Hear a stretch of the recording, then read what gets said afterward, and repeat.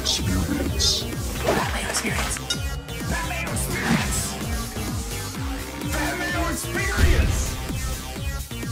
Experience.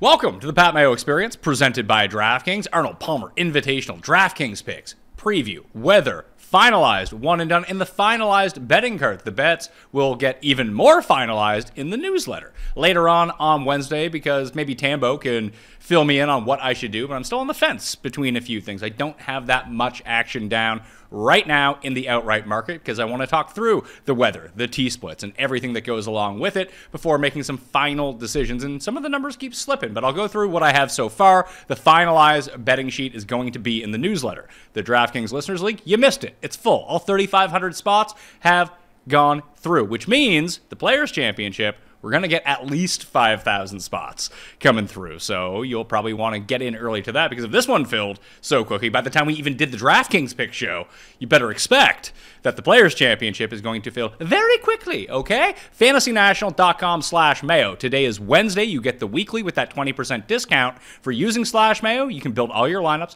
do all your research for the Arnold Palmer Invitational, then get your showdown stuff, live stats, everything like that over the weekend if you want to fire.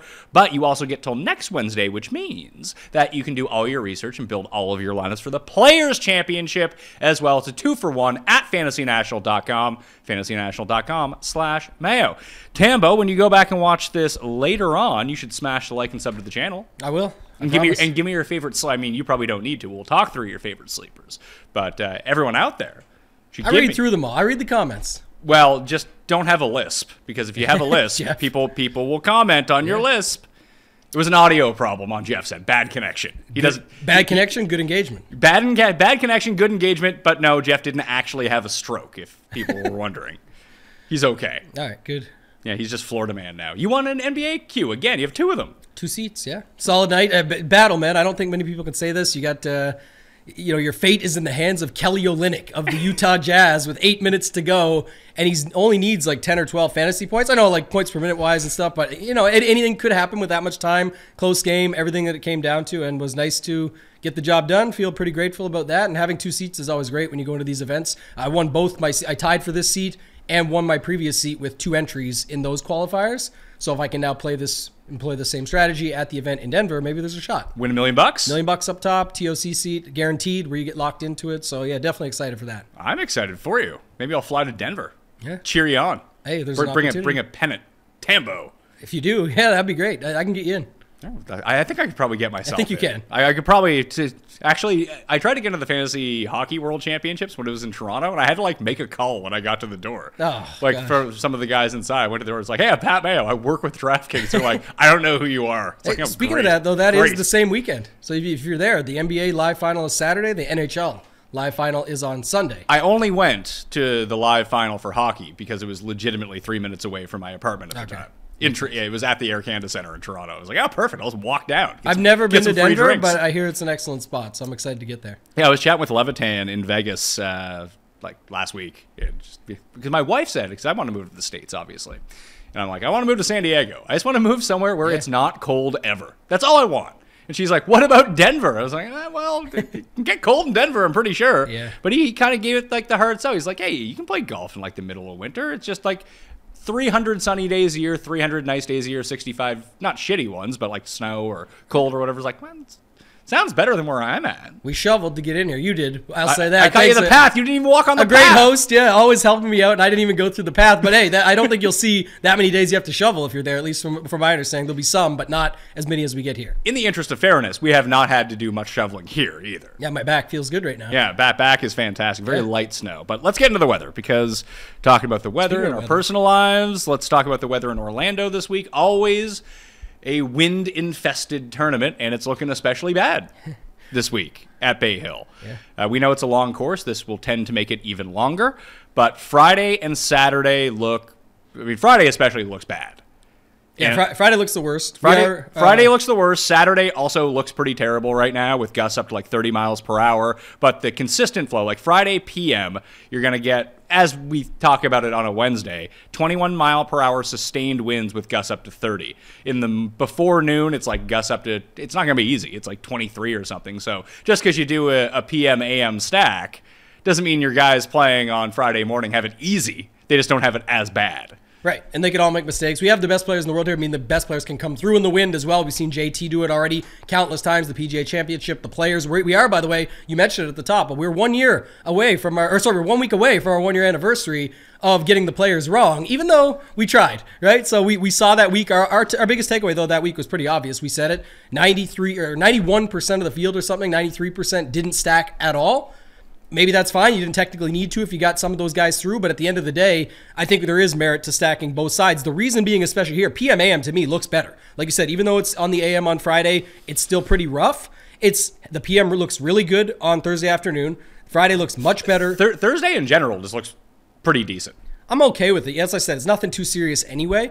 But I also talk about this countless times where I like PM AM stacks anyway, always. And the reason is I talk about it, it's just a mentality factor of when you go out in the morning on Friday, you post the best number, you wait around and see what the cut line is. When you go out on Friday afternoon, you know what the cut line's looking like. I mean, if you're not, these guys are probably using friggin' data golf by now to be able to check what the real one is. They know they can't listen to the broadcast and get an accurate one. Tiger to miss the cut a couple weeks ago, but they'll see it. They can log on there. It'll be like 91% even, and then check back in 3 hours. It's like 91% plus 2. Yeah, like, it can happen. So please don't quote that to me 3 hours before. But the thought of them having to go out in the like when you go out in the afternoon, you know you make one mistake, you know the number you got to hit, and so I think that can be a factor. And you're playing in weather, and things can start to compound in that. So again, these are top pros. I get it, but I'm just saying I always like that anyway. Now you and I talk pre-show though. It's not to cover both angles. It's the risk of. But we've got the last two big win scenarios that we've gotten ourselves into. We correctly predicted what the weather would do. And then the unforeseen circumstance of they just stopped play. That's what we got to see this time. So you're right. We're on the same page here, same track. We're going there. Is that is the downfall here of it being the Friday afternoon heavy stuff. If it is actually going to be 20 miles per hour sustained, 30 to 40 gusts, there's definitely an opportunity where the old Justin Rose shake and says, my ball's off the green, it's falling. And then they stop play, and then they come back when they're out those winds. So that ruins the edge at that point. Now, normally you don't see tournaments stop because it's too windy. It's usually because, like at the Players last year, there was just an immense amount of rain, and we stupidly tried to be like, well, we know when it's going to rain. That was ridiculous. Remember the 17th hole, Xander, Brooks, those guys? Yeah, they were just having a laugh hitting into the water. They just didn't care anymore. Yeah, exactly. That was a great way to put it. It's like, who cares? I'm out. And Brooks is like, I'm going to live anyway. Yeah, he had the bag. Yeah, exactly. I'll go get my millions. They won't make me play in the hail and the wind. Yeah. But there's no rain in the forecast as of right now. So it doesn't seem like they're going to stop play. And I agree with you. The PM AM does look like the better side of the draw right now. But I am going to play both sides. I'm not saying I'm going to try to cover all my bases, but I'm going to have my pool of guys overall that I like. And last week, I had a very good week last week, by the way. Well, imagine Eric Cole comes second in a playoff. It should be a good week. Well, there was two things. I had one lineup that had Kirk, Lowry, I think we built it on the show, weirdly enough. It was Kirk and Lowry, Cole, and Justin Sue. That was the pivot of the week, by the way, as we went through it. We got that one right. Yeah. So I had those four guys. They were all inside the top 5. I had 2 miscuts to go along with it. That's unfortunate. It was still like my third best lineup. And Cole should have won, I thought. Well, yeah, Cole should have. I mean, Cole should have lost, but then he should have won. I just thought that chip, he knew what he had to do. I said to Kenny on Monday, but it was like with your buddies when you just know, like, don't leave it short, man, or where's your purse, the jokes that come out. It was like he knew that, but you saw his knees buckle after he hit that chip when he was greenside. He's just like, damn, he knew he put it too long, and it was just going to be tough coming back from that. And then Chris Kirk makes the mistake, but then it actually sets him up. So he has to lay up this time, and it ends up working out quite well for him. So good for him getting the job done after a long run of not winning. Good for Kirk trying to replicate the Tiger shot. That was unnecessary. No, it also was. It was Cam Smith at the Players. When everyone's like, "Oh, big balls, Cam Smith," and Cam Smith after was like, "Actually, mate, I tried to put it to the front side and it ended up landing perfect, and I just looked like a hero." That's what Kirk was doing. He was the day before. Don't you remember? He just jammed it against the back wall, got the relief, and then was good to go. He should have done that again, but maybe that's what he tried. It just didn't work out in the end. So we'll go through this, and we'll try when we build lineups and we talk about our lower end guys to try to identify if they're AM, which means AM on Thursday, as we'll talk about it, just to give someone like a legend of how we're going to use the vernacular today. Mm-hmm. And PM will mean Thursday PM. So they would have the PM on Thursday, AM on Friday. But look, forecasting a little bit further, and listen, a lot of this can change. When I looked at it on the outset, Saturday looked like it was going to be the bad day, nothing on Friday. We wait 2 days. Now Friday is absolutely terrible. As we mentioned, Saturday, also pretty shitty to go along with it. If you're betting, there is a chance that you might get one of these guys who squeaks through the cut line on Friday if the conditions are difficult. Now, if the weather never materializes and it's not difficult, then throw this out the window. But on Saturday, if you can get someone who finishes relatively early in the day, because the weather seems to get worse as the day goes along on Saturday, that the leaders might not actually gain any strokes. They might come back to the pack. That you might not have a ton of faith in. We saw Fitzpatrick do this the Hatton year, and I think he ended up coming in second by a stroke or two. And Bryson did it that year too, where they just kind of posted, and that was early on Sunday. But if you get a guy who posts early on Saturday who might be 7 strokes back or something like that, but you think that they're playing really well, like they shot like a 73 and the scoring average is like 76 for the day, or they shot 1 under, whatever it might be. Because Fitzpatrick shot like a 69 on like the hardest day of the tournament. Like no one broke par that day. He shot 3 under. And then all of a sudden, just everyone on the leaderboard came back to Fitzpatrick. You might be able to catch a very good player who seems like they're out of it at huge odds going into Sunday where the weather actually looks good, and you can go fire 64 on Sunday. Yeah, I love that call, and I think I'll even look at it sooner. I think I'll even look at it on Friday evening, just because I know how you said the weather sets up on Saturday, but just if, again, when you're looking for the longest odds on a stud, if he did his job and made the cut, gets to go out a little earlier on Saturday, you could see that shake out, and yeah, they get there sooner, so maybe don't catch the best odds, but I do still think that, and I actually only have 3 bets on my card still. I have 4. Okay, who do you have? Okay, so the betting sheet for the week, I bet Willie Z at 25 to 1. Ooh, I got the 28 before you. They boosted it to 28. Well, it opened at 30 on DraftKings. Yeah, I know, but you'll get good odds different places, of course. But for me, it was at 28, but now the boost is to 20. So I'm happy about that one. Oh, on the site that we primarily use? Yeah, it's been like 18 all week. I said I boost up to 20. Thanks. Yeah, thanks for the coming out. Boost. Yeah, so I got Willie Z. I got Sam Burns at 50. Ooh, 45. I got Tom Kim at 66 to 1. That was a boost with the 5 places. Yeah. And Tommy Fleetwood, 90 to 1. Damn. I actually thought about the Kim one. I still have that sitting there. Should I get that? Well, I'm going to bet him next week to win. I like him still this week. I like him this week too. And it feels like it goes one of 2 ways. Because I went and did a deeper dive on his round-by-round approach shots. Because he's lost off the tee and on approach in 2 consecutive tournaments for like the first time ever. So what's going on with Tom Kim? Well, he's still hitting a ton of fairways. But in these super fields, when you have the Roms and the Rorys who not only hit fairways but drive it 50 yards further than you, you're not going to gain a ton of strokes off the tee. That's just part and parcel with what goes on. But keeping it dry at this course, huge advantage. And he's very good with his long irons still. It's those like mid-range irons where he's having his problem. His proximity from 200 plus, his scoring on the long par 3s is still really, really good. Great short game. So a bunch of fairways, good long irons, great short game. It all comes down to his putter, which legitimately you have your 3 outcome player in baseball. He's a 2 outcome player on the greens. Yeah. It's gain 12, lose 7. That's what there's really no in between for tournaments, and when you're betting at the odds of 66 on a guy like that, I think it's definitely fine. So I considered that one too. The only other guy I had was Cam Young at 40. He's down to 28. Worse some places because JT is the one I'm considering right now. So I have 3 of them that I'm considering looking at it, and I don't know what to do. I like Finau this week. I think this is a great course for Finau. It's never really materialized here. But even just looking at how he's been playing so far this year, he's actually playing pretty well. Just we haven't heard shit about Tony Finau because he hasn't been really in contention whatsoever outside of at Torrey Pines. Right. And then he had the bad Sunday, and that was the end of him. I can get a 24 on Homa right now. Yeah, that is the bet. I bet it every time that we keep doing that one, the Homa versus JT thing. Yeah, well, it's funny because I said I would bet JT 100 times out of 100, and I can get JT at 25 or potentially even 28 right now. Mm-hmm. And I'm still kind of leaning Homa. I don't know why. It's just the recent form is like clouding my judgment here. But Homa has been playing so well. He's played this course so many times. It feels like it would be perfect for JT, but he's driving the ball like shit. And if you're driving the ball like shit here, you don't need to be Bryson and gain 20 strokes off the tee. But if you're losing strokes off the tee, it's going to be pretty difficult. And it's going to be accuracy problems for JT. It's not going to be a distance problem. And accuracy problems lead to big numbers at this course. Who was the third? JT, Finau, and Homa, yeah. And they're all in the 20s. And I have tons of room on my card. Yeah. I'm playing JT and Finau.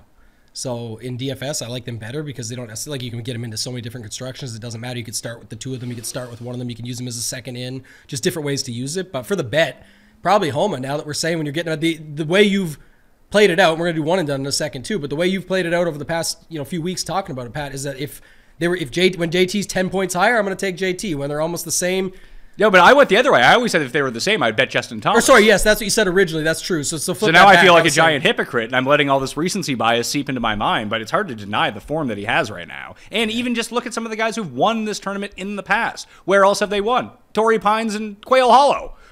JT won on Monday, though. Oh, did he? He won Seminole? He won Seminole. I did not know that. So if you want to go with the hot hand at the member. But I don't know. I think actually that's what I was trying to say. The answer was JT because of what you have to go with what you originally said. You've always said that if they're around the same number, you go JT. When you're getting the spread on them, then you make the decision. But I can get Finau at 28. I don't care for it much. I think he's, again, could he win? Sure, it's Finau. I mean, Tony Finau has the same odds as Jason Day this week. Yeah. Who would you rather play? Finau. Puerto Rico Open. We got some plays. Okay, what do you got? Bhatia, 28. Okay. Kevin Roy with the return of succession. You got to get a K. Roy on your team with 5 places at 70 to 1. Brandon Matthews with 10 places at 175 to 1. Shot an 80. What's that? Shot an 80 on Monday. Brandon Matthews. Yeah, but he's not playing against these guys. He's No, playing that's against true. like me and you and some 80-year-olds in Puerto Rico. No Dylon Wu. I'm disappointed in you. 40 to 1. 40 to 1. Like those don't seem like fair odds for Those are great odds. Those are great odds for Dylon Wu. Yeah, see if you can still get it. It might be gone. I got that one. One and done. I have Zalatoris. Jeff has Victor Hovland, and Cust has taken Hideki Matsuyama. I got 2 entries, my 2 entries in there, and I took Rory and Zal. Zal's going to be the most popular. Oh yeah, this it's week. just bad. We can't take Zal. We gotta pick somebody else. By the way, last week we got a made cut. It wasn't horrible, but No, we you didn't. said it best. We did not get a made cut last week. I thought we played Poston. Oh yeah, he did make the cut. Did make cut. He? Yeah. I went and looked He at was the terrible. numbers. We're still like 78th. We're 73rd. Look, we're 73rd. Listen, It is. if our shitty performances come at the Honda, that's fine. That's perfect. As I said, but we're back on track now, so we got to get this thing set up proper. So who are some of the guys you're considering for that? Well, what do you? I've got to look at the ownership percentages just for a second, only because I do find that is the best way. I have no bombs on my card. I did play just in full disclosure, I'm not going to put this on the betting cheat sheet because it's kind of embarrassing, but I wanted to get some money on these guys because I like them this week. Okay. They're probably better at DraftKings, whatever. I just played like a round robin top 40 parlay. Okay. So if 4 of them hit, like every combination of 4 out of How many did you put in at 5? Oh, 7. 7. Oh, I have, wow, I have 7 guys. Ben Ann, Sam Ryder, Luke List, Keegan Bradley, Adrian Moronk, Min Woo Lee, and Corey Connors. All top 40 finishes. I think 5 of those can get through. I think 7 of those guys. Don't think that I know you bet it. Don't think that I didn't play the 7-ender too. Yeah, okay, of course. 7-ender. Let's see here. $20 pays $5,000. Nice. Let's go. Yeah. Let's have it. Just that's I more do for my like own that enjoyment. crew. There's a I don't really love Ryder this week, but the rest I can get I behind. really like Ryder. I thought I saw something on him, man. I wrote him up. No, I think I saw injury stuff. Yeah, he has a Q tag next to his name on DraftKings right now, so no one's going to use him. Yeah. But I thought it was more legit, and I'm the guy that always plays injury dudes, especially at a value price. I just got to look into it more. I don't. Well, he's not really a value. He's like $7 grand or something. That's a value play. Is it? Yeah. How much higher was Sam Ryder really going to be? No, I'm saying like you're not calling the 7K and the upper 6K range value plays. Those are value plays in the field. Your studs are up top. Your mid range is the 7K, 7,500 and Yeah, up. but like if he had no injury tag next to his name and he was $7,000, you wouldn't be like, "Well, you gotta play Sam Ryder." I wouldn't play him anyway. Either way, I'm saying that at the end of the day, he's your last man in. He's a 6th guy. If you want to play him at 7K, Q tag or not, he's fine. I would say golf injury report on Twitter. This is the same guy that like laughed at everyone who played Billy Horschel last week because Billy Horschel had like a sinus problem, then he was the first round leader. Yeah, I mean, we get those all the time. Dan Rappaport told us that Colin Morikawa didn't know how to hit a club, and then he won the Open. Like, everybody has their stuff. That's why I say it's all bullshit, because it's good to know. Now, this guy, I'm a tidbits guy. You know this. I post mine. It's just information. If you're looking for information that can help you win money or maybe have an angle in, but you just got to take it with a grain of salt, because now it's beware of the sick golfer or the injured golfer when Billy Ho does that. It's like, it's always one angle or the other. Who cares? This says Matthew Fitzpatrick doubtful neck. No, come on. I haven't heard that at all. Well, it was, I guess, and I don't know the full distance on this, but they said that he was in the Seminole registered to play. And didn't play? And then didn't play. And he was supposed to get neck scans this week. And also, we get into all this stuff. We just had our guy from last year, Hideki Tracker. Probably the most accurate, by the way, of all these guys. He came through for us last season. He came through this morning and said that Hideki's having neck issues again. Probably because he's Andercursed. That would be part of it. So we can double down on that. Then that's perfect. I was kind of having some FOMO on Hideki. I know some people got the 70s and the 60s on him, but There's still 60s out there. yeah, it sounds like it should be 80s. That neck It should be to 8,000s. hundreds. Yeah, I don't know. We'll see how it goes. But what's he saying on Ryder? What did you see on? It says undisclosed, questionable. Yeah, who cares then? Whatever. Like if you want to play him, I just think there's way better guys down there. So There might be. this is for a top 40 parlay. Who cares? Yeah. I mean, I like him on DraftKings too, so let's not Yeah. get it twisted here. Yeah, exactly. He's fine. Who do you think is going to be the highest owned one and done? Rory or Zalatoris? Like if anyone was saving Rory, this is what they were saving him for. At least early on. And even just to look at the ownership percentages right now on Fantasy National, those are the two guys. Yeah. Like Rory above Rory way higher than Scheffler and Rahm. Mm-hmm. And I think that will play itself out. Oh, by the way, Rahm sucks this week, everyone says. Well, I went back and I watched a lot of the highlights from last year, round by round. I forgot this was the tournament where Rahm did the tap in, but it didn't go in. It only went like 2 inches. Yeah, not like even that much. Didn't get to the hole. He was just like... Yeah, rough scene for old Rahm. But, he's been horrible in Florida the limited times he's played it. So like when he almost won the Players. Can't win this week. Poor guy. Can't win. Just coming into the week God, as man. the betting favorite. Can't win the tournament. Rahm's horrible. But I do, listen, most people have used Rahm by this point and cashed in. Or it's funny that everyone's going to have this U.S. Open, like people will talk all week. Like, hey, guys who play well at the U.S. Open are going to play well at this course. Well, this guy fucking annihilates the U.S. Open. But this is in Florida, and it's not a U.S. Open technically, so that's why you can't win. Oh, okay. See, I didn't realize that. Do we have Rahm left? We do have Rahm I'm just left. mocking the shit out of this, and we actually could use him. So Yeah. I don't know. That's actually interesting to me. It is still an elevated event. Do we have JT? No, we don't. Okay. Probably for the best, but I kind of like him. Like I said, I thought that would be an interesting one. What about, okay, here's another thought I was going to ask you about. So aren't a lot of people saving Colin Morikawa for next week? If you were saving him for anywhere, again, you can use him anytime. It's Colin Well, he's Morikawa. never played well with the Players. But he's played but remember last year that was the thing when it was the highest prize pool purse in golf, and so everyone wanted to save him for that last year. I used him myself included, I think, if I recall correctly. So that's where I'm wondering, does that mindset come across again this year? Even though there's other elevated events, where are you saving Colin Morikawa for? I don't know. He is playing good right now. What if he plays good this week? He gets used next week. But is anybody really going to him this week? No, and I actually think that he's kind of a great DraftKings play this week. I definitely think that. And I have I know I'm going to sit there and be like, oh, good, Colin Morikawa is 8 over or something like that on Thursday. But if no one's going to use him and he's this good, there's a reason he's 18-1, and those odds have not budged all week. Yeah. And in one and done, clearly no one is going to go that way. That's very interesting. I was thinking we could do a Rory or Zalatoris and just try to keep pace with the field. These guys aren't going to be 20% owned in the one and done. Max 15, probably less than that a piece. But those are going to be the two. We could use Rahm, like you said. My thinking is just this. Again, this maybe helps people with the listening, trying to get their thoughts out. It is easy just to plug in a Rory and say, I'll just take what I get. His course history is incredible. Should be a top 20 or better. Lock it in and move on. But the first prize is worth so much, and Rory can win. He's a former winner here if he gets hot with that putter again, all those factors. But I feel like with the potential for some carnage, I feel like this week and next week when you have that strong of a field, the potential for the carnage. Remember, too, not that this was ever a weak field, but when Rory was getting the job done, as many others with their course history here, was not necessarily the same strength of field. So I also do consider that when I go into it. So I think... So Rahm, and this is just an extra added bonus, Rahm and Morikawa are both PMAM, if you like that angle too. That's a nice one. We'll build some Rahm Morikawa lineups. Yeah. See if that can work out. The other one I was looking at. Rory's late too, of course. And so is this next guy. No one's going to use him in the one and done. It's Cantlay. I don't even know if I like that, but just trying to find elite players that no one is going to. He kind of, I would almost, I don't want to put a big wager on it, but I'd wager he's the lowest owned of all these guys, in the one and done at least. Where would we save him for? I don't know. But it feels like you can use him anywhere too. Let's look at, isn't there a course that he just always crushes coming up? Not in Florida. Memorial, the elevated event really where he's good. won twice. You could probably save him for there. Yeah. I don't hate it, and I definitely like him in DraftKings. I actually think he's a candidate to get steamed. I know everyone won't think this because there's so many guys in that range. Does that mean that Xander then loses all of his ownership? Because someone would have to lose their ownership from that range. Yeah, I think it is Xander. We'll see. I don't know. I mean, here's the thing. this is what, I don't know if anyone will think of this, but like Finau definitely always gets love, even though he shows like 10% right now. He always just picks up a couple percentage here and there. Xander always picks up a couple percentage here and there, but someone gets squeezed. It's going to be hard for Finau to pick up too much this week in terms of ownership because Zalatoris is $100 more. I feel like Finau is like a 10 to 13% range. Yes. He falls somewhere in there. And that's fair. That's not steam at all. That's what I'm saying. But it's not like you're going to get Finau at 5% ever. It just doesn't happen because it's just the way it is. You might in the one and done. Yeah, that's pretty interesting. Do we have Finau? Yeah. Ugh, God. It's interesting, but it's not the guy I would like to use.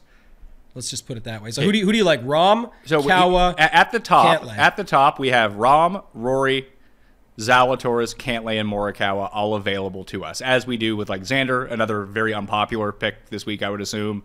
I'm pretty comfortable being off Rory, personally. Okay, so I'm good with being off Rory. You want to use Rahm? I kind of do. Yeah. I would use, here's what I'll say. I'll use Rahm or Kawa.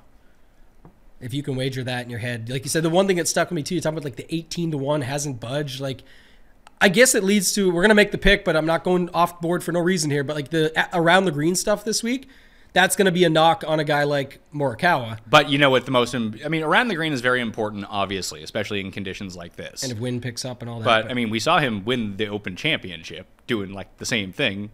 So the only thing I was going to say about that, and then we'll make our pick officially, is that this what came up yesterday. I think it was Ron Kloss, PJ Splits 101 on Twitter, posted it, is the article where, and like, look at Hovland. Last year finished second here. I don't know if you saw this, but they changed all these holes. I mean, he also lost because he couldn't chip. For sure. But he came second, so it's fine. Yeah, but what the main point of the article was, and I think it actually made some sense, is that the whole point of around the green this week is how windy it is. If they're missing the greens, they're going to have that up and down. But what if it's not? Well, first of all, there's that, but then Rory said, so they took away all the runoffs, a bunch of them at least, and just put thicker rough.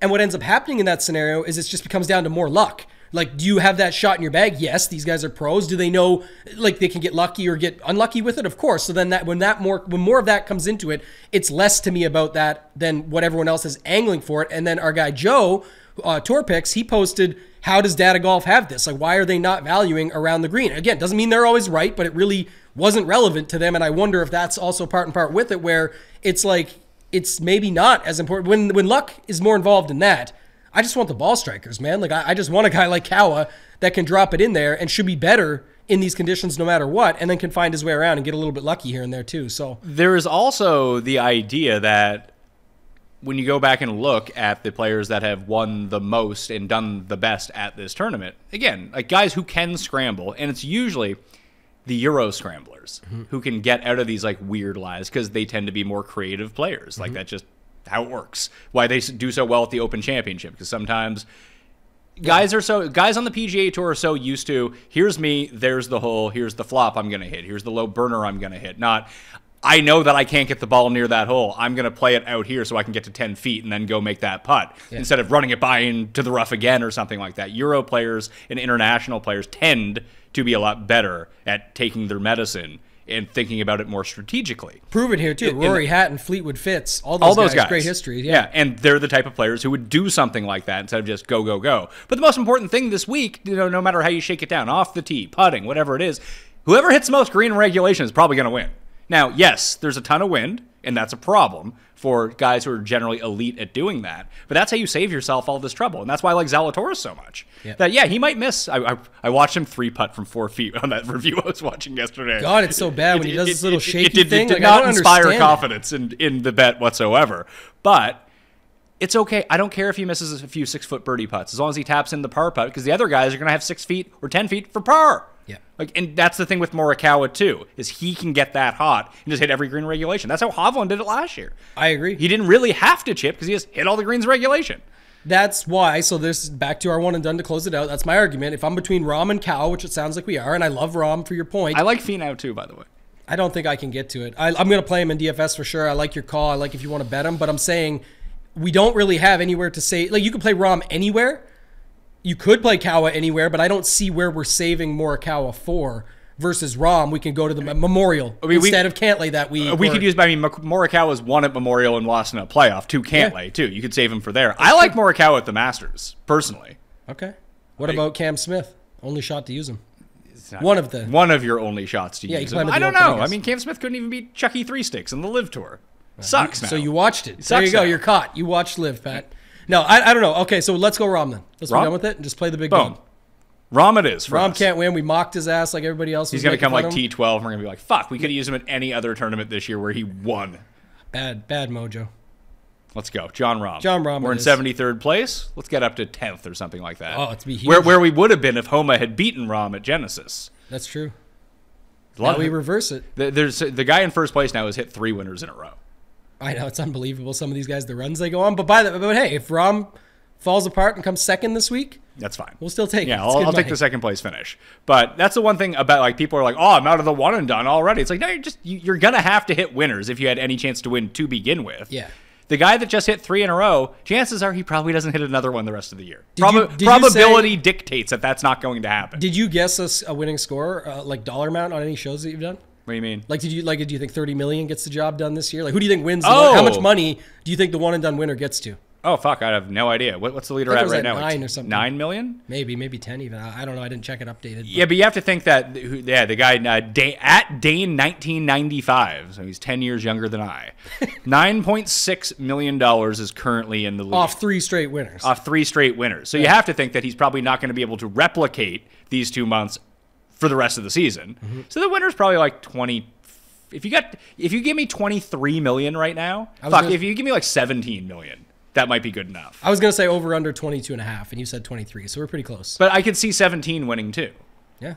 Like, it could be a lot less than that. Dane might go on a cold streak. The Dane train? Yeah, the Dane train might crash. Don't derail the Dane train. All right, we can move on. That's good. I like the Rahm pick. We're good. We talked through it. DraftKings picks and ownership.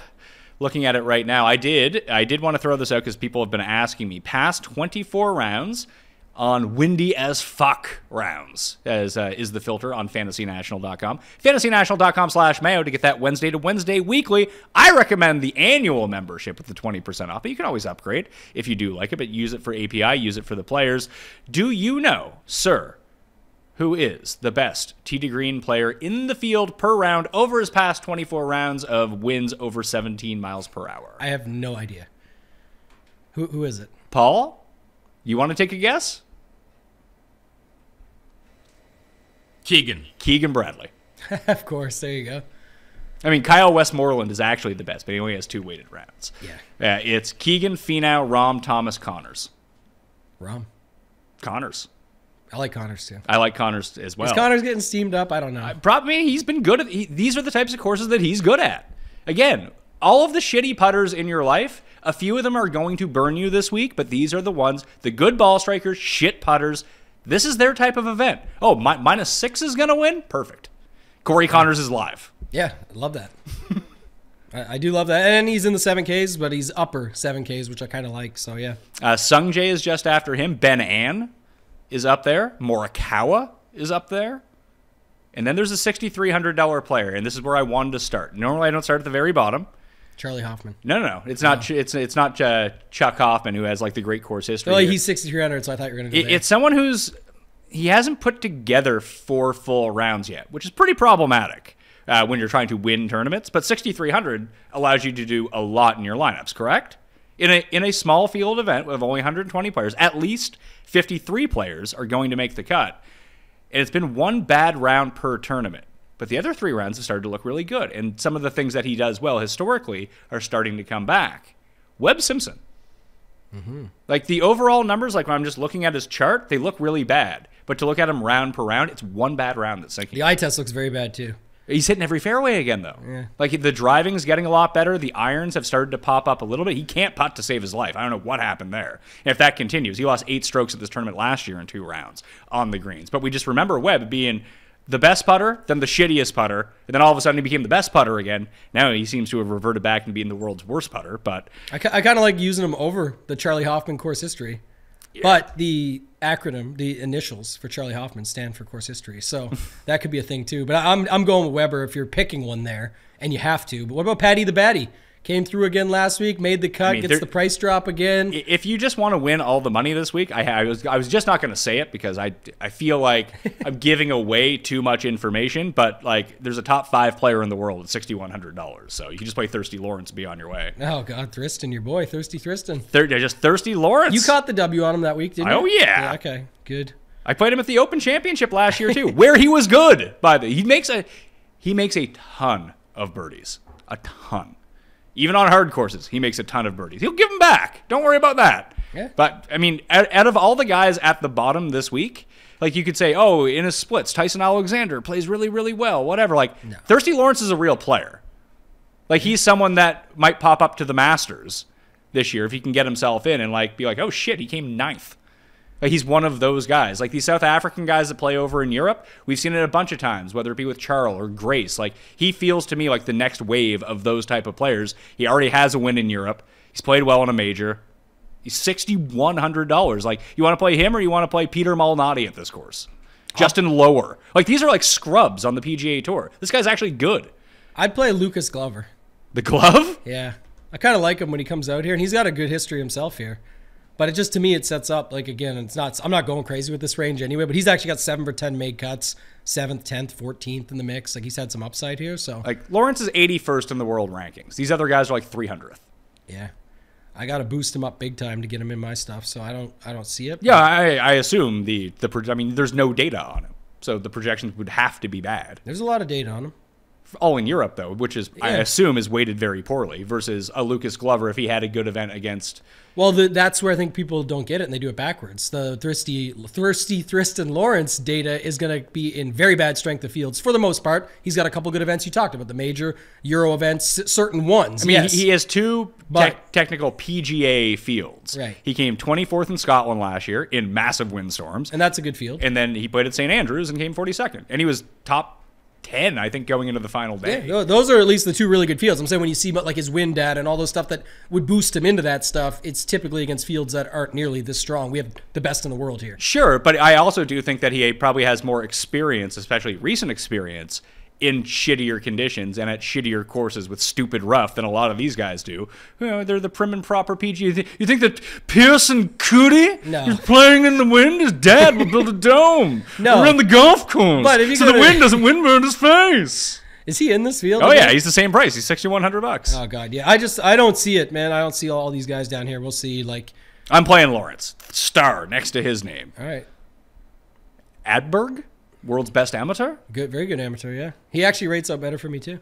I can see that. I mean, he's the world's best amateur. Yeah, that's probably more legit. Up and who is the shittiest player, pricing-wise, you would play? Probably Glover, like I said. Really? You would go as low as Glover? Yeah, I have Glover in some already. I know that. Just some early builds and stuff I was looking at, just to compare what that roster construction looks like. I will say it's definitely not my favorite. I think, again... Look, the discussion is all this week. Rahm, Scheffler, Rory back up top because Rory's history here. Scheffler's the champion from last year here, coming off another win in Phoenix. And then Rahm is just the best in the world right now. So you look at it from that perspective. I think there's definitely builds that just don't involve those guys at all. That could work. Those three guys? Yeah, just cut them off completely in some builds. I agree. I think of all of the elevated events that we're going to see this year, Heritage actually kind of works in the same realm because almost anyone can win at Heritage. Yep. But there's so much randomness to this event that if you just want pure balance and like your cheapest guy was like Tommy Fleetwood or something like that, you could build a pretty decent roster. Like even when you look back at the historic leaderboards, yes, the top guys do really well here. Rory has won, as you mentioned. Last year, Scheffler won, the #1 player in the world. So you'd have those. And like obviously coming down the stretch, the best players tend to be the best players. But the rest of the leaderboard are kind of janky with the next tier of guys. Like you get your Lucas Herberts and your Christian Bezadenhouts, these internationals who just know how to chip. Yeah. And the other thing too, slate dynamics wise, like again, I don't think enough people consider this. It's something that I definitely use is like, I don't know if you saw this, but the $600 from Rahm to Scheffler, the $900 from Rory to Max Homa, they did the softer pricing again, but they left almost 10 guys or 8 guys, I guess, at the 9,000 range, which is, you know, a little bit different. And then you go to the 8K range and we got 10. So you have almost 20 guys in there that you could definitely classify some winners out of. Like, could Hatton win again? Yes. Could Tom Kim show up and win a tournament? Yes. Cam Young, Matt Fitzpatrick, Sung Jae would not surprise me. Not saying they're all winners, but if they showed up and won, it would not surprise me. And then you fill it out with guys like Finau, Cantlay, X, Zalatoris. Like, there's just a loaded range there that you don't have to. So I'm probably more likely to go one stud of those 10K guys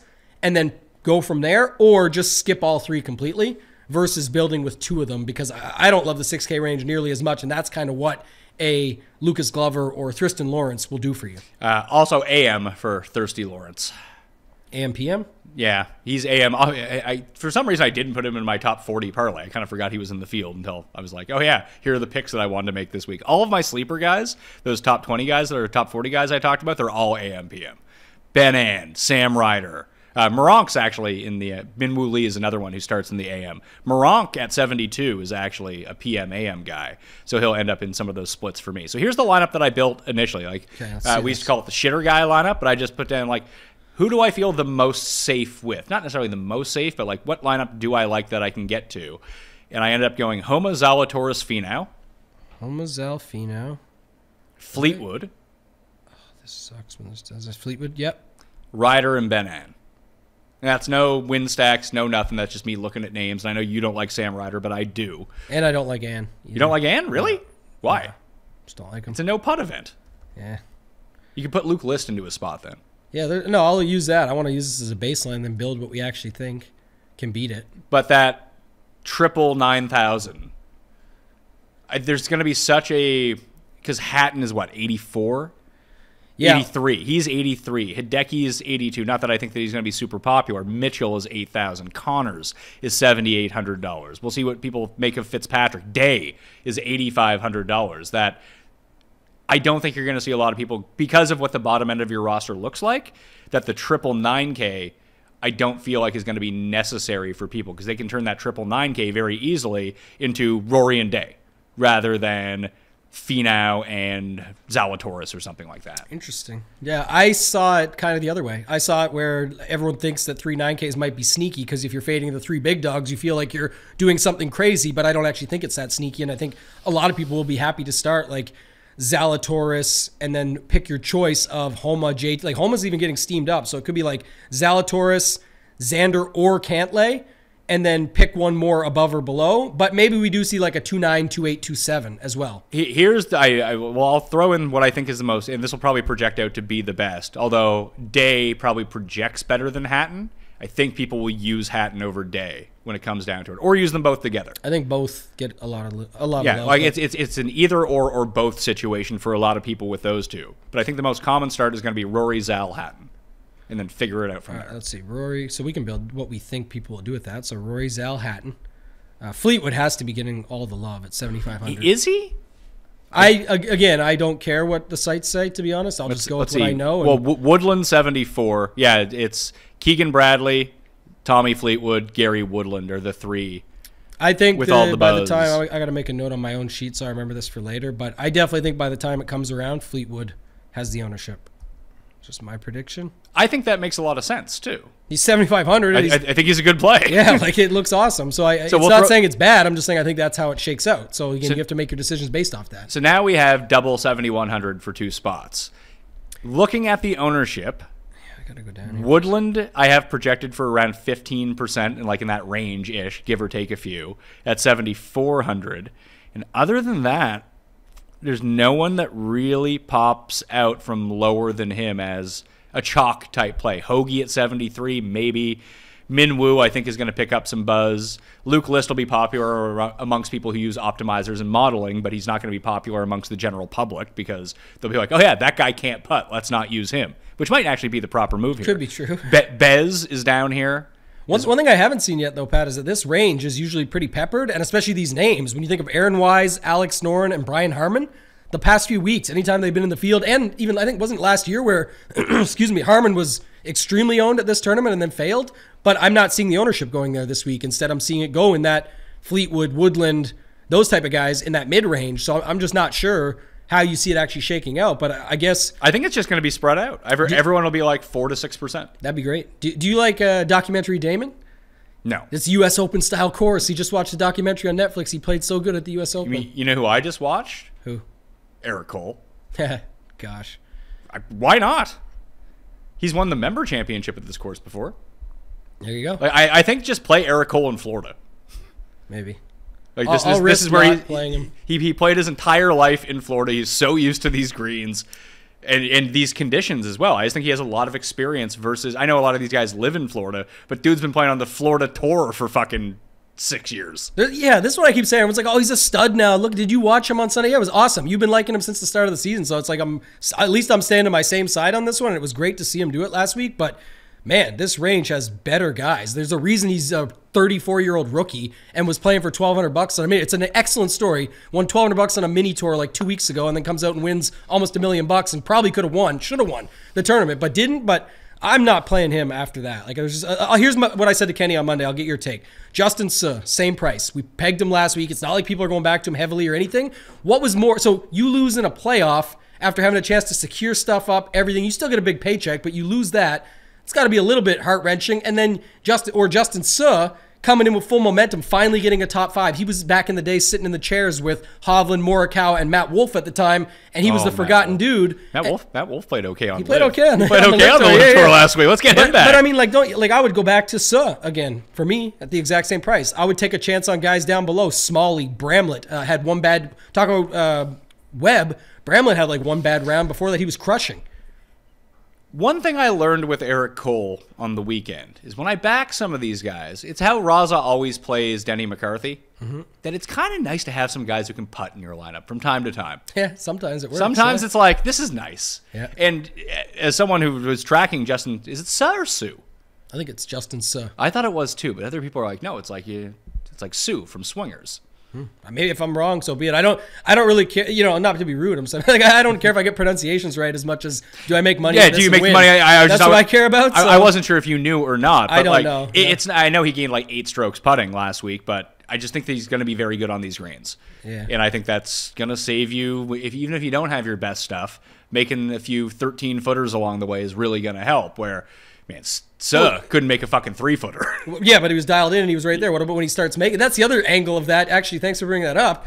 That's the guy that I was sweating. He could not make a putt. Yeah. And meanwhile, the other guy's dropping a 70-foot triple breaker for the streak on Sunday. Like Eric Cole ran pretty solid. So yeah, he ran about as good as he could run. Yeah, and still didn't get the job done, unfortunately. But good job for him overall. And again, great story. Loved watching it. We didn't talk about that. We don't have to, but I love that 18th hole so much so do I. that I really hope that Jack, when he came on, Jack Nicholson talked about for next year, that it's still going to kick off. They're going to get a sponsor, which I'm pretty sure is 100% now. They're going to kick off the Florida Swing again, but hopefully they can just make everything else shift and work so that it can be a designated event, because I want all the best players on this course. I don't care who gets embarrassed. That's what the people want to see. Paul. For future nickname purposes, Pat, you're the nickname guy. Okay. I think you should pivot to Sue and call him Justin, a boy named Sue. A boy named Sue. I mean, that's why Sue was named Sue in Swingers. Big Johnny Cash fan. Yeah. Roll it out. I like the nickname. Like I said, I like the nicknames better than the proper pronunciation. So I'm all about that stuff. I thought Documentary Damon was good because he's coming off the documentary. Everyone's talking about what a great story that is, how this is U.S. Open conditions. I don't know if you could play him, but at 6,800, he's another guy that's right there that we just know has the talent. So I wish he was doing something, but this reeks of a Mac Hughes week. Yeah. Doesn't it? Yeah, it kind of does. I mean, he's never really played well here. He's not playing well right now. There's no real reason to like him whatsoever. The other thing is he's $1,300 less than Corey Connors. If you want to take the cheaper Canadian that could just do the same thing or play both, I'm just saying that's. Listen, I'm far. Maybe you're right because listen, Connors has 1 win on tour. Mac Hughes has 2 wins on tour. So and a more recent one. But Connors actually shows up in these bigger fields. Yeah, and I want to play for that. Honestly, I know what Mac Hughes does around the greens and how good he can get with the putter and all those factors that you're going to say, which is true, and I like him. Maybe the answer, like we always when we go back and forth. Yeah, but I like Connors way more too. But I just that's the thing. I mean, Connors, the ball striking, just everything that can be there, and if he just can make some putts, it's always the same thing. But that's why I'm always going to take a shot on him. Back to the well on any of these guys like Nick Hardy, Aaron Rye. I can't do Nick Hardy again, man. I just can't do it. I've been doing it every week, and it's fucking costing me. He was one of the fucking goobers in that lineup. It fucked me again. It's like 3 weeks in a row my best lineup has had Nick Hardy in it, and he fucking sucks. And did you pivot off Nick Hardy? Because you could have got this right, but did you pivot off Hayden Buckley to play Nick Hardy? Because Hayden Buckley really screwed some people, too. I didn't play Hayden Buckley at all. Okay, he was extremely owned. Yeah, because I played Sue instead. Okay. Suh. Oh, we did, yeah. Yeah, that was the move. We pivoted off to him. Yeah, so Rory, Zal, Hatton, Fleetwood. All right. Yeah, we got to go back to that. So what's our move here? That's the thing. Thirsty Lawrence and Corey Connors?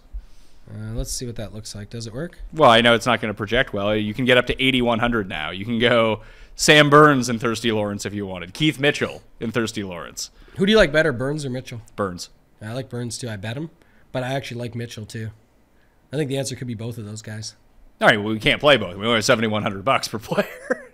Yeah, in this lineup. If we go Thirsty Lawrence, though, we can get one of them, and we would go Burns. You're saying Sure, but I mean, you don't like that. So let's. I don't like Thirsty, but I also couldn't like come to a consensus on the bottom of that 7K range to say like it's got to be these guys, and I don't really see anybody that gets super owned. I guess my argument would be, okay, here's what do I think people play? I can tell you that. I think people play Danny Willett with like a $7,400 guy, like Woodland. There's your lineup. Projects good. I think that's what people do. Danny Willett's a favorite of some this week. He's not going to be extremely high owned at all. But if people are just landing there, I think that's where they kind of go because him, Damon, you know, who else are you going to there? Kirk Kitayama? I don't know. I was just looking at Kitayama, a guy who's actually pretty good in the wind. Has won at coastal courses in his career. Yeah. I would go, I think, if we're giving extra weight to the PM starts rather than the AM starts, the funny thing about this range is almost everyone is in the AM wave from 70, let's see here, from Lucas Herbert at 7,400 all the way down. There's like Pendrith, Damon, Rogers, Straka, Moronk are the only guy, and Taylor Montgomery are the only guys that are in the PM wave. All the other guys are AM starts. That's what I was going to say. So I just pivoted to something here that we can go with quickly, but it's if you take Cantlay out, or sorry, if you take Zalatoris out to go to Cantlay. No, I'm telling you this is what people are going to do. We're still building the original lineup here. Yeah. Rory, Cantlay, Hatton, Fleetwood, all PM guys. Now it leaves you 7,250, and we can start to compare what are people that are going to build the PM AMs going to do. Because that's what they're going to do. That's the guy. So you just switched Zalatoris to Cantlay? That's all you did in this? Yeah, because I believe so. Rory's still in the morning. Hatton is still in the afternoon. Hatton is still in the afternoon, and Fleetwood is in the afternoon. And Cantlay would be the guy that becomes popular there. So okay, so that leaves us 7,250. That actually gives us once you plug in Eric Cole, who's in the PM, you can go to 7,600 and take Keegan Bradley, who's also in the PM. There you go. So you get your 69. That's your best version of the PMAM for what people will do mixed with your plays at the bottom. Yeah, my plays at the bottom with how I think the consensus start is going to be. And then I think that it will be, is Gary Woodland in the afternoon? Yeah, he is. So he fits it, and then that lands you on 71. And that was the problem that I encountered, though. Once you get to 71, all of these guys are AM guys. So and you don't like Ben Ann, and you don't like, I mean, do you like Minwoo? I like Minwoo. I like Moronk, if you want to play Moronk. I like Moronk every week. Guy's great, by the way. Is there another? Yeah, he is good. 7,500, is there anybody? Fleetwood, we already got him. Hadwin, not going to be popular. 7,400. Taylor Montgomery. Do you think people go back to Taylor Montgomery? No, I don't. And I don't know if I want to either. Yeah, I think I'll have to just because you talked about, you know, sometimes guys that get hot with the putter. And yeah, no, he's most definitely one of them. Like, if you wanted to go to Harmon, he's a PM Oh, I guess guy. Harmon would make sense. And then is there anybody at 7,300? 7,300? No. Not one of the 7,300 guys starting in the PM. Okay, so then it becomes... But now are we overthinking this? Like, does it matter that our 7,300 guy starts in... Like, if we're building... It doesn't matter. I'm saying if we were looking at it from a perspective... It doesn't matter. What's your name? I think Moronk fits it, and that projected the best of anything we built so far. So Rory, Cantlay, Hatton, Fleetwood, Moronk, Harmon, leave $100. All PMAM. I'm not playing Harmon in this tournament. Yeah. Can't do it. Yeah, Can't do it, won't do it. Okay. So he's going to be great. Keep that in mind.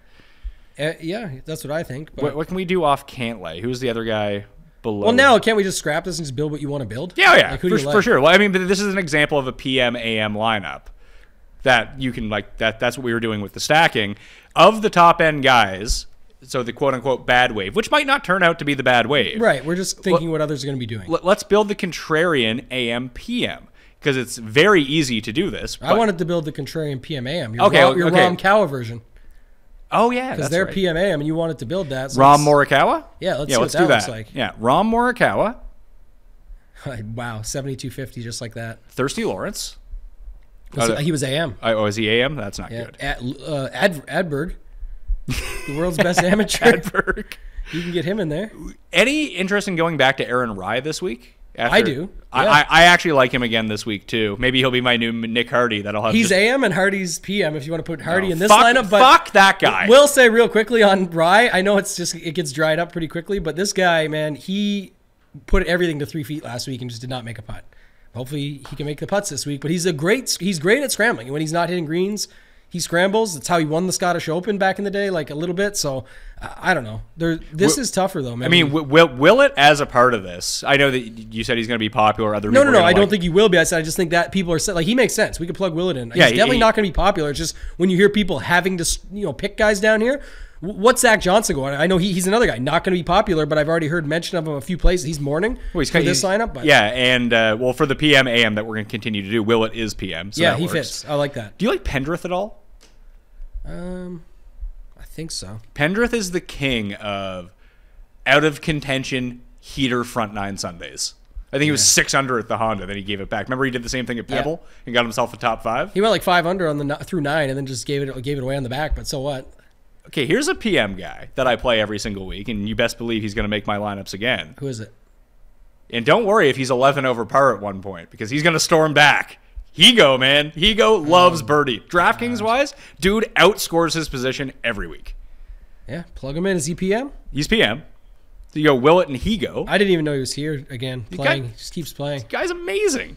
All right, and what's does that get us Connors we talked about earlier? So that gets us for the final 2 players, that gets us to 7,800. You could go Connors and Keegan if you want. Is Connors PM? Connors and Keegan are both PM. Both you PM? can go Connors. Do you like Fowler? No. I don't want to say no, but I think I like the other guys around him. The only thing I would say about him is that his price seems more fair now that he's playing better and in this field and all that. And I don't see it as I just don't see him getting as much love. We'll see how it shakes out by the end of the week. Can I give you the most the end of the day? The most overpriced player in the field this week? Okay. Theegala. What the hell is he doing at that price? Versus, I get that Shane Lowry has missed every single cut. And I was on the Ringer show this week, Fairway Roll, and Mark Hubbard's brother, Nathan, told me, he's like, Shane Lowry is now like openly complaining that he's playing too much golf and like he's tired. So that makes some sense to me. He might just kind of pack it in.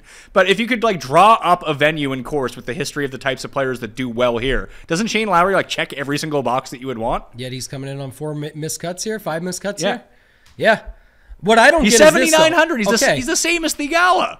Yeah, Theegala's 4th and 6th at the Genesis and Farmers, and those 2 of his last 3 starts. Sure, put him on POA and the guy's lights out. Yeah, I'm not disagreeing with you, but I will say this. This was a more interesting angle to me, Pat, is that last week, Sungjae Im was 10-9 or whatever it was, and comes 41st, drops to 89. Everyone's saying flop leg, but the ownership is still showing. There is no flop leg when everyone's just jumping back on. It's not really flop leg because everyone's still in. The flop leg is Tom Kim. Sure. But now look at the Lowry situation. He's down to 7,900, 1,000 less than Sungjae from 10-4 after a T5 coming in on a similar course. And couldn't putt. Yeah. Which he can't do. So. But yet, how many people are going to him? Like, I'm seeing 10 to 12%. It's something for sure, but it's not like. I don't think people are going to. I think you say like there are some guys, someone like Cantlay is probably under projected, and that when we get there, he'll be a lot higher. He's definitely going to be more owned than everybody thinks right now, yes. Who, Cantlay? Cantlay. Yeah, I think Lowry's the opposite. Okay, because I see him like right now. I have him at 8 to 10, but I actually think he's more like a 10 to 12 guy. See, I think it's the other way. And if it is, then that technically should be better, right? Like you said, like that's what I said. I don't get that everyone's hopping back on him because of his course history here. Look, I'm not a big course history guy anyway. Lowry's course history here sucks, but he's coming in off 2 good events. He could have a good round. He's not my favorite play. I'm just trying to make that argument. I don't understand how people think like that. Like if Im is such a good play at 8,900. After a 41st last week. Why isn't the same guy Lowry's who finished 1,000 better? less and finished 5th last week? Why does that not apply there? It just doesn't make a lot of sense to me. And that gets you 1,000 more in your lineup. If you take Im down to Lowry using that logic and then plugging something else in, you could definitely see Lowry continue to have a good week and maybe make some putts. See, I don't mind this. The Rom Morikawa, Willett, Higo. And you can change Willett, Higo into whatever 2 6K guys that you like, essentially. And we still have $200 on the table on this one. Keegan and Connors. You can go Lowry, Bradley. You could go, you could turn Connors into Lowry if you wanted to. You could turn Connors into. I just like that Connors. You could turn him into Keith Mitchell too, if you wanted to. Yeah, Keith Mitchell. Or you could turn Keegan into. I mean, we haven't talked about Chris Kirk yet. You could turn Keegan into Rose. You could turn him into Horschel. I guess we could still get Fleetwood too. Ooh, Fleetwood's even cheaper. You could go instead of Keegan. Oh, you can go Fleetwood Burns. Yeah, you could go Fleetwood Burns if you wanted to. Burns is AM though. Is he? Yeah. Oh, Keith Mitchell's PM? Keith Mitchell's PM. I had it up. And Hideki's PM. Hideki's broken. Neck's broke. Neck broke? I don't know. Hideki is the best nickname. That's a good one. He was on Raw on Monday. Someone gave him a neck breaker. He's done for. He's done. Cuss put him in it. I don't know. These again, we got Higo in these, so people will see these. If I'm at the top of the leaderboards and Higo has a good week, it's these lineups exactly that I built on the show because I don't think he'll be anywhere else in my lineups. Okay, well let's. And I know that people don't want to play Higo. So who is the guy that you think people would play? Like we have $200 on the table with that Connors and Keegan. Let me give you a list of names from 6,800 down that are PM. You have Damon, who you said you liked. Yeah. Kitayama. Davis Thompson, Willett's in that lineup, but who else here? Ben Griffin. Oh, is Ben Griffin PM? Yeah, Ben Griffin's PM. Okay, he's the most interesting. I think he'll also, it's not that 6, again, I've said this past shows, the 7K is the new 6K. You don't get the steam in the 6Ks anymore, the way pricing's set up on DraftKings. Unless there is a critical error. Right, and I don't think Ben Griffin is considered a critical error. No. He's definitely going to be, in my opinion, one of the more popular down here, but that means what nowadays? 5%? Like, it's just not enough to worry about. So I thought that was something. So what was it now? I deleted it. It was Rory, Kawa, and then we could get Rory, Kawa, Connors, and Keegan. And if you go with then we had guy Ben Griffin, we had Willett and Higo in there as well. You could change Higo into Griffin, or you can go Danny Willett up to 7,000. But is Pendrith in the afternoon? I believe he is. He is. There's the version I'll go with. I like that one. So you're 2v2. So I have Higo and Willett. You have Pendrith and Griffin? Yes. I don't mind that. Yeah. Again, you can. That's the benefit of this range too, is you can start moving things around. What I'm really, again, we can go AM, PM like you wanted. I think we have time, but just in general. We have time. Listen, there is no time limit on the show. You might have a time limit. I have all the time in the world. I just meant like, everything you're saying there when you were running through that list, I just, I picked out Griffin, but all I want to do is get to these builds that don't include these top guys. Because I think, like you said, land your build to end on Fleetwood. How good is that going to look when we really roll? Like we're talking about Ben Griffin, Higo. So let's do that. Let's build out AM PMs just in case, because I am going to pivot and do some lineups that way. And then they always purposely load it this way too. Like for the most part, if you look up top, like Rahm, Rory, Homa, Morikawa, Finau, Scheffler, Cantlay, Hovland, PM guys though. Like I actually thought it was strange because it's the distribution is a little bit more, but they've put a lot of the second and third tier elite players, because usually you would think you'd want your very top guys playing AM day one so they could be on TV Friday afternoon for the cut when there's higher viewership. Usually, but they haven't done that this week. Right, because what's more important than Friday afternoon TV is Saturday and Sunday TV. Going back to the ratings thing, Live versus PGA. Hey, Live, according to Live, their app had 500 million people watch it or something this weekend. So I don't even get joke's into that on stuff. you. It's so funny though, but yeah. I don't stick up for them because I don't care. Obviously, it's doing horribly. But it's like the end of the day, it's like everything. It just goes on and on. Oh, Rory said it's dead in the water. Who's going to play this dude? Norman. No, actually, they got all these top superstars, even the dude that beat you at the Open down the stretch and took you down. And then it's like, oh, they're never going to get on TV. They get a network. Oh, they're never going to get a spot. Like, I don't care. I'm a golf fan. I watch it. So Scheffler Thomas. Scheffler JT? Scheffler JT. You can go Scheffler JT. What? Or you can go Scheffler Zalatoris or Thomas Zalatoris. Let's double down on what we're saying. Okay, double down on what we're saying. This is AM PM in terms of stacking. So Zal and Thomas gives you 7,700 for the next 4 spots. Now it's the good thing is all my favorite jabroni losers who are cheap are as a part of this wave, but we don't need to build it that way. But you can get Jason Day in here pretty easily. So the guys in the 8,000s that start in the AM, you have, Vic is 9, but Vic, Sungjae, Fitz, Cam Young, Spieth, who we haven't mentioned yet, Day, Hideki, Sam Burns, Thigala. Then we're into Chris Kirk. You could go. I want to get your Ryder Ann in here quick because you liked them before and they actually both happen to be that. So what does that land you on, just out of curiosity? I mean, if you can do it, I would prefer Min Woo and Ann rather than Ryder. Let's do that. But he's a bit more expensive. Is he AM though? Yeah, he's AM. All right, you got it in front of you, so it just makes it a little easier. So who's 8,200? We don't like Hideki. Burns, you said was AM? So if you go Min Woo and Ben An, you have 8,300 and a half per player, which means you could do. No, I got your lineup. This is the one you want. Let's see. You got JT, Zal, Day. See, I took out Day. I know where you're going with this. I went Min Woo and Burns though. I went Burns and Spieth instead of Burns and Day. Spieth sucks. Does he? Yeah. Nah, Spieth's great. Definitely does.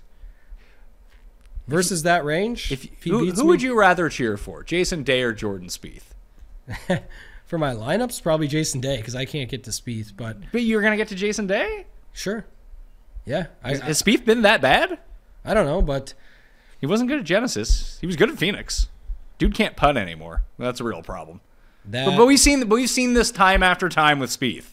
Yeah, any week he can show up. He's weirdly turning into hard course guy too because he sucks at putting so much. Yeah, what's his odds right now? I think he's like 33-1. See, it's like, God, he can't even get good odds on this guy. I was gonna say at least I'd rather bet him because it's almost like if he's in the mix, he's in the mix. Like he's up there. But if he's not, he's 33-1. He's the same. He's better odds than Hatton. And maybe I should consider him. I don't know. I don't think I can. I just think that in terms of a tournament construction, not that you need to be all that different if you're building an AM-PM stack exclusively, like a 6-0 AM versus PM guys, because frankly, I don't think that many people are going to do that anyway. Yeah. Like you're different on the outset. We've skipped all the 10K guys. We're starting with Thomas and Zalatoris. That makes a lot of sense where no one else is going to really do that. Yeah. And now we have Spieth who... versus Jason Day, for example. And Hatton is right there, too. Like, the answer to your best pivots of the week are Spieth and Tom Kim. Like, no one's using those guys. Yeah, I like Tom Kim, but this is an AM-PM lineup? Yeah, but you can't use Tom Kim in it. I'm just talking about overall. Day and Spieth are both AM guys. And there's a chance that Day is 3 times as owned as Spieth. The other thing is, the way you said it earlier, just to bring that point up, is that the reason I said the way it was with the ratings and stuff and just joking around with it, but like when I look at DraftKings pricing, there's only 3 guys, including Vic at 9K even, there's only 4 guys of all the top dudes that are in the AM. Then you go to the 8K range and it's loaded. There's like 6 or 7 guys. But also, Pat, when you go to the upper 7K range, this is just interesting from a roster construction standpoint for your wave stacks, is that there's nobody, like there's Siwoo, Chris Kirk, Igala, who you don't like, and then it's like Burns and the other guys, but there's not many guys in that AM wave. So here's what you can do. Instead of using Spieth and Burns, what if you turn Burns into Chris Kirk? Now you have your pick of Hovland, Sungjae, and Fitzpatrick. One of those guys. And I see no reason why Chris Kirk would be an absolute letdown. I mean, he's Chris Kirk. He could let down. But historically, plays very well at this course. He's coming off a win. He's probably playing the best golf he's ever played. Why not go to a guy? I mean, if everyone's going to Fleetwood because of course history and just these sorts of conditions, Chris Kirk is also very good in these conditions and at this course. And coming off a win. Yeah. You know, and that's the other thing, too. We've talked about this in the past with some of the research that shows like guys coming off a win and their price gets significantly lowered. I mean, why wouldn't you jump back on? He's under the average price and has to make a cut for you, and you need upside, and he's had upside here and literally just won last week on tour. So it is interesting, but I actually see him getting some ownership. Again, does it all go to Fleetwood in the end? We'll see. I see him getting a lot of ownership too, but it's fine. It's about the same ownership as Connors and Fowler. Yeah, fair enough. And I like Connors the most of those 3. I probably like Kirk second and Ricky third. But if we're just talking about the AM guys to go with, like, do you have a preference between Hovland, Sungjae, and Fitzpatrick? Because they're Sungjae's a little bit higher owned than those 2, but they're all in the same, somewhere in the teens. Probably rate them like Hovland, probably in the order they are. Hovland, Sungjae, Fitz. So that's a lineup we could make. Thomas, Zalatoris, Hovland, Kirk, Minwoo, Ben-An, or whatever guys in the low 7s that you like. You could turn Minwoo into Ryder, and that way you could crank up. Let's see here. Is there anyone else in the Zalatoris? No, it's just Zalatoris and JT in the 9s. I'm trying to find like who's 8,900? You just said, okay, here's a better lineup. This is what I want to talk to you about. Same guys pretty much. If you just get Thomas out of there and you don't like Day, you can go look at, this is what I'm saying about these lineups. Listen to this lineup. Zal, then it goes to Spieth. No, sorry. Zal, Im, Spieth, Burns, Kirk, Minwoo. Zal, Burns, Spieth, Day, you said? No, Zal, Im, Spieth, Burns, Kirk, and your worst guy is $7,300 Minwoo Lee, who was 9,400 last week and came like top 20. And drove the shit out of the ball. Right, but I mean, like this lineup doesn't have any Ben-Ans or Griffins or these guys. But I think that Ben-An is a really weird circumstance because Ben-An at one point was I won't say one of the best players in the world, but he was like a top 30 player in the world for over a year and a half.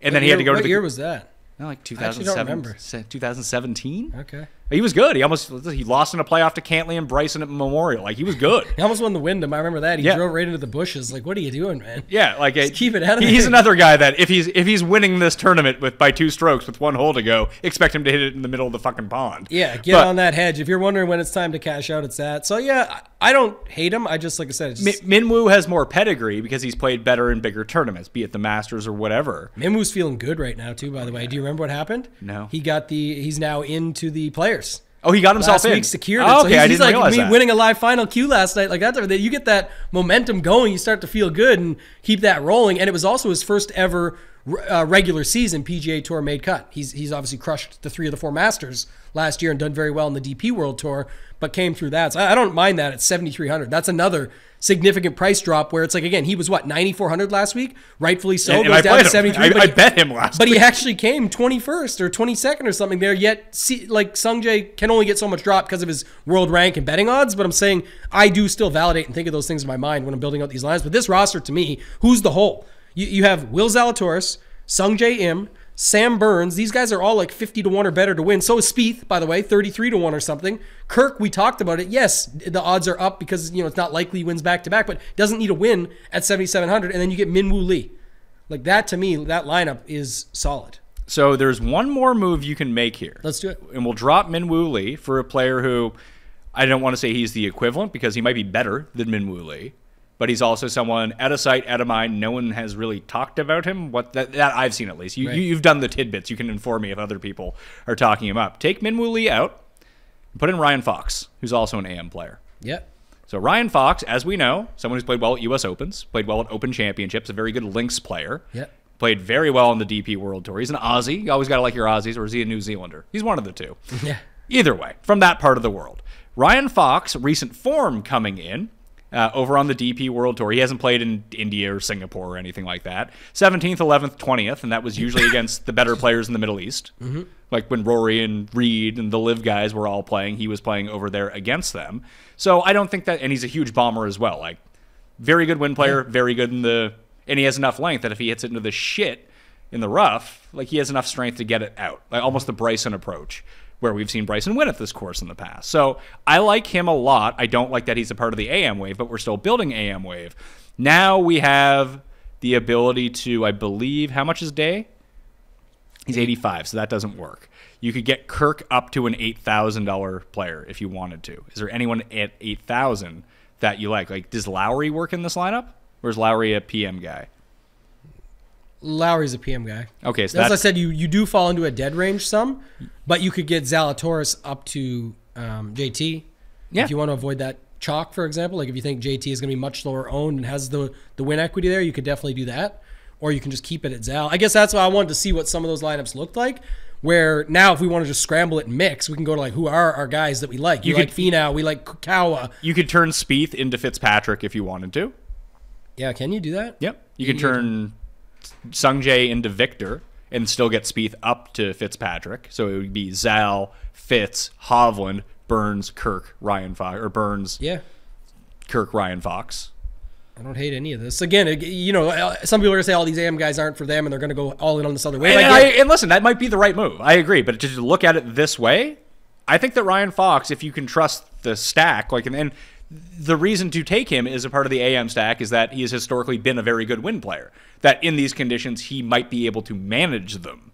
I think that's another way to look at this too. Fox or Minwoo, if you could only pick one? Minwoo. Okay. So now I think we should just build what we like with Minwoo and Fox. As now that we've just made, like you made 2 very solid cases for I made one for Minwoo, you made one for Fox.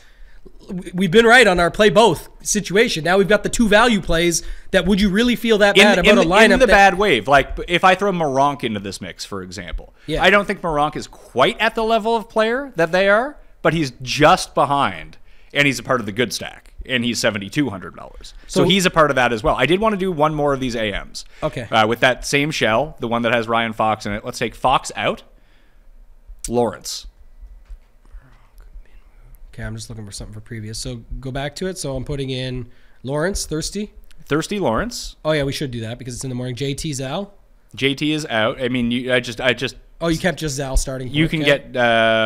Let's see here. You can get Zalatoris You can't get him to Scheffler. Okay, so what do I have right now? I currently have Lawrence, Zal, Spieth, Day. Oh, you have Day in there? No, I'll take Day out. So I want to get back to what you had. So Burns? Let's see if we can finagle this around. Fox. You want to keep Fox? No. So here's what I have. I have 400 left on the table, just as a shell here. Zalatoris, Sungjae. Actually, here we are. That works. Perfect amount. Zalatoris, Hovland, Sungjae. 1, 2, 3. Burns, Day, Lawrence. So no Spieth. No Spieth. I mean, I turned Spieth into Hovland. Yeah, that's good. So, yeah, I've got So it. 9, 9, 8, 8, 8, 6,100. Yeah, that's unique. No 7s, no 10s, no 11. And when Lawrence wins, it's going to be great. Then you don't even need Jason Day to win. He can have a 6th-place finish, and you're good.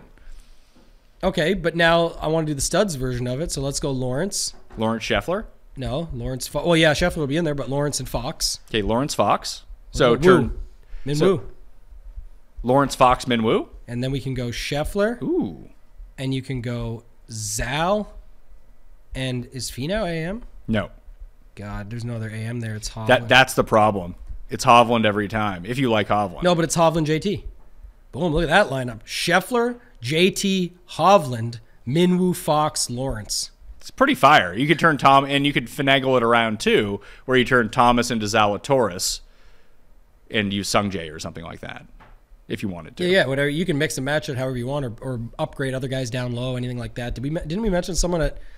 Who'd you mention at 63 again that we all should get behind? Oh, he's PM Webb. Yeah, Webb. I mean, now that I remember that Thirsty Lawrence is in there, that we're much better. But if you did want that similar type of build with one of the cheap guys in the PM, it would probably be him. I think your PM build would be like Cole, Maronk, Webb. But then you don't even need Webb if you're going to use those guys. No, anyway. you don't. That's what I'm saying. Now let's leave Fox and Minwoo in there and get your Finau play that you like from earlier. So now we're mixing. Now we're just mixing. Who cares? Now we're mixing. Yeah, like I honestly think that's going to end up fine. There's just the players are too good. I'm sure it's going to end up. I'm going to build for the other sides, but I'm saying like if you just build these guys we like, you mentioned we mentioned Morikawa and Finau as two guys that are pretty interesting. You put that with Fox and Lee, it ends up being like what would it be? It's $100 off from Scheffler Lawrence, but if you go Rory Webb. You said Morikawa Finau? Yeah. I mean, if it was me, I would can we just turn Morikawa into Homa? You could. Or Zal? Whatever you like Homa. I do like Homa. Yeah. But I mean, I bet you can do whatever you want when you have Fox and Minwoo Lee to round out your lineup. I'm saying we made good cases for them to now let's get our favorite plays around them. You like Finau, you like Homa. You can do Rory Lawrence if you wanted to as the end of that with Homa and Finau. Well, that's yours then. That's a good version. Yeah. That's pretty solid.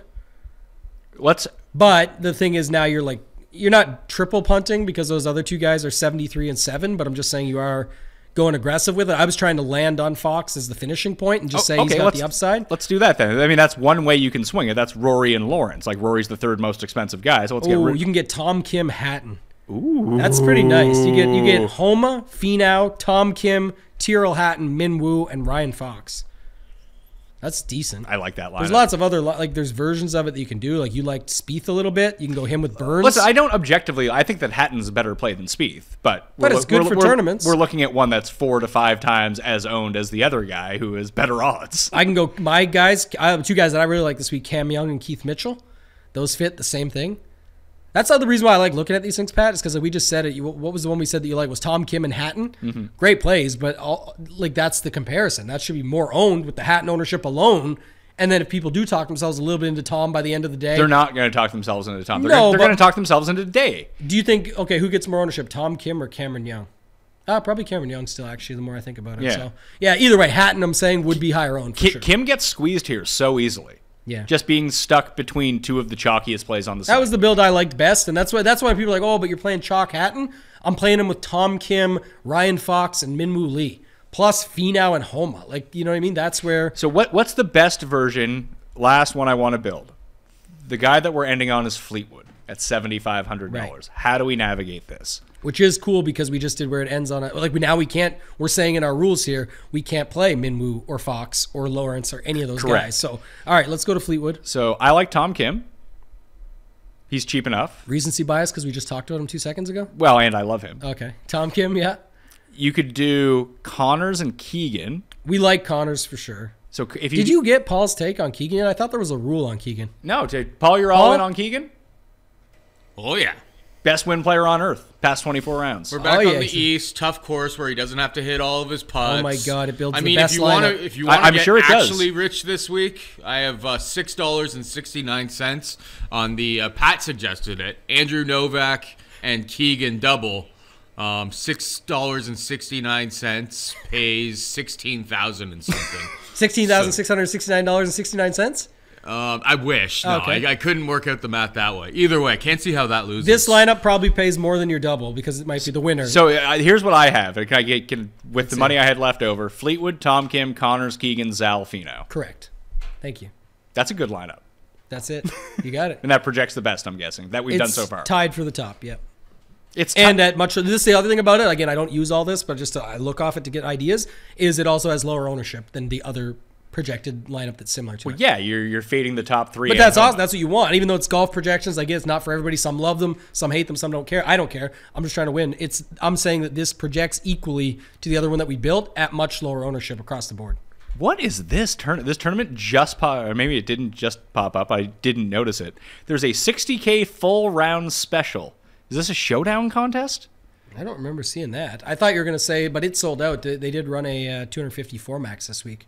Oh, did they? And it's already nice. sold out? I filled it very early, but it was the most balanced structure, and it's like I think it's called the Splash in NBA. No, this is classic. This is a good, it's almost full as we speak right now. It's $10 entry, 60K total. 18 max? 18 max. Yeah, this has been out for a while now. Has it? I've never noticed it. Maybe it's always full by the day. The payout structure is actually pretty good. 10 grand, 6 grand, 3 grand, 2 grand, 15,000. Yeah. Like that's a balance. Yeah, super. That's a balanced payout. Oh, I'm gonna throw fucking lineups. 15 lineups in that. $180, well spent. I mean, I can play like 50 lineups in the 5, or just kind of go all in on this one. I like that. Maybe we'll do that. Especially, you're pretty secured there, and those you might just need to use the lineups we talked about today and win. Yeah, there we go. I don't have to generate lineups. Although generating lineups is like my favorite thing to do. Last one on that ending with Fleetwood. What you can do. I think we came on the consensus that we really like, but let's take out Zalatoris and Finau. You can still go something like Homa Vic works at the same time. Homa Vic is good too. Homa Vic. You could also, if you wanted to, let's see, you could go Burns Rory or Burns Mitchell, Mitchell Rory. I found another crusher though. Cantlay Thomas. Ooh, that's pretty solid. Those are very strong. How much? Dudes. How much is Cantlay? 9,200, 9,100. 9,100. So I said he's getting steam for sure. Could you do? Could you do Homa Cantlay? Does that work? No, you're $100 shy. But who do we like at 77 or 75? That's really what it comes down to. Oh, Kirk from Connors. Oh, okay, yeah, that works too. That actually works really well. Kirk from Connors, and you get Homa in there. Wow, that's actually projected better too. Does it? Homa, Cantlay, Tom Kim, Kirk, Bradley, Fleetwood. Like the made cut equity of that too has to just be so high. Again, anything can happen, and we're mixing waves, so everyone won't think the same about it. I'm just saying, again, setting everything else aside, these are guys that can come through. Like those are solid dudes in those lineup, and you can build it around a wave stack. Just mess with that lineup we just did. So Homa, Cantlay, Tom Kim, Kirk, Keegan, Fleetwood. So let's end this on this if you want. But this is what I'll say last thing. Let's flip this lineup to a PMAM now, just from where we're at, because that's our best projected. Okay. So we know Fleetwood is already PM. And we know Kim and Cantlay are both PM. Kim and Cantlay are both PM. Homa is PM. Homa is PM. I think this is actually an all... Is Bradley? I think Kirk is the only one who's not. So Kirk is morning. Bradley is... PM. So we take out Kirk. So Kirk is the only guy in this lineup that's not PM. And playing these 5-1s is actually... 5-1s are awesome too, but here you go. Now you can go... So 7,700 can get us... Rose or Fowler. Rose or Pick Fowler. an old dude. One guy just won. One everyone says is having a resurgence. But that's my point. You're already different. It still projects almost the same because you're not going to give much of a projection difference between Rose and Fowler and those. Now you have a PMAM of a version we liked. I like it. Also, when does JT go out? PM. No, he's AM. So he's AM. Right, but if I go back off because I don't really like Rose, who's the guy? Who's the 5-1 version that won at the PGA Championship was with JT, and now you get right back to your Corey Connors play. Is Corey Connors PM? Yes. So there you go. If I was playing a 5-1, it's JT as the one guy going off in the morning, Cantlay, Connors, Bradley, Tom Kim, Fleetwood. Or solid. You can do that. Or the move would be get rid of Fleetwood, put in Woodland for $100 less, and then you can keep Corey Connors. If you really... You mean I can keep Homa? Keep Homa, yeah. Yeah, go up to JT to Homa and keep it all. There's another version of it. Exactly. And that's a PMAM. Yeah. I got no problem with that. All right. This is going to be fun. I like this tournament. Apparently the players hate this course. I love watching this tournament. But that's why I love those events. Like, that's why this swing is so good. Like, even just last week, I mentioned, you said, we talked on the show last week, you're like, they don't want to come here and get embarrassed. Probably not, but I don't care. I'm a fan, and I want to watch them get embarrassed. I want to see who finds their way through and makes it happen. That's why I love Memorial every year, especially. Like, Rom just dominating those guys. That's awesome to watch. So we ended up, what do you think I should do between JT, Finau, and Homa, betting-wise? Even talking this through, I haven't come to any... JT or Homa, for sure. But see, my heart tells me I want to bet Finau. All right, then your heart's going to be wrong, so go JT. You have to... What did I say? Bet with the head, not with the heart. Tune into the newsletter. Sub to it for free. And he's betting Finau, spoiler alert, but still tune into the newsletter. Hey, I could bet 2 of those guys if I really wanted to. Okay. I do just want to leave a bullet open, but although that bullet's going to be a long shot either way. Like, it's going to be someone who's like 300 to 1 or something. Does the fox say? Well, maybe that... How do I do that this week? Because I told you about like the top 40 7-way parlay. Like, that stuff's stupid, but for my own entertainment. Is there a way to bet these guys? Aren't we doing the make the cut or miss the cut parlay? Should we do that? With the win stacks. With the win stacks? Yeah. Okay, let's do it right now. All right, if you want to. I'm in. But all those guys are a part of the bad wave. Yeah, you got the good wave. Oh, if you want to know how to bet Fox, the answer is play him in DraftKings. $7,000. You just get him to make a cut and come through for you. And if he adds more to that, great. Bet him top 40 if you want it. I mean, there's ways to do it just straight up. And you're looking for a big payoff, Pat. You know, that is always what I'm looking for. Like, we have to bet on Scheffler to miss the cut. Because he's AM, PM, and because... Plus 550. There's no way he's winning it twice. Let's see here. Who were the AM, PM guys from the very top? Scheffler, Thomas, and who? Scheffler, Thomas, Zal. Zal's chalk. We got to put him in there. So we can play a Scheffler, Zal, Thomas to miss the cut parlay. It pays 145 to 1. Done. Yeah. $10. Load up. 1462. When people wonder where all my money goes in my account, it's on shit like this. Now I have to just bet it with you. Well, it's fun. It's a fun bet. Unable to confirm I'm from a real planet. Yeah, I have to do it on my phone. It's weird. I have to do that after too. Okay. All right. Yeah, I like it. Tambo at Toteg and Tambo just won an NBA qualifier, so I guess follow you for NBA advice. Everything, man. We got an NBA show tonight, free on the Run Pure Sports YouTube channel. I'll be on that at 5 p.m. Eastern, or whatever time it is, 4:30 or 5 Eastern. I forget, but. You should probably know that if you're showdown on the show. Shows. I'll be on it. I know my schedule when I get home, but the showdown shows I want to talk about because last week, Pat, another round 2 winner. Our guy True 210. He actually ended up having a crazy week. He won the round 2 showdown for $50K. Had to sleep on it with some holes to play and guys chasing him, so he got that $50K. He wins the Fantasy Golf Degenerates Listener League, which is extremely tough to do for $500, and he comes 7th for $7,500 in the main $20 on the Classic slate as well. But he gave us credit for the show, the round 2 showdown show. So stay tuned for those because we stick to that same schedule every week. It's going to be Thursday and Friday evening, myself and a guest on the Mayo Media Network. So you can check that out there. And then the free version for round 4 is on the Run Pure Sports YouTube channel. Yeah, so round 2 showdown, round 3 showdown on Mayo Media Network. Basically at the conclusion of the round. We got fucked over a few times with too many guys.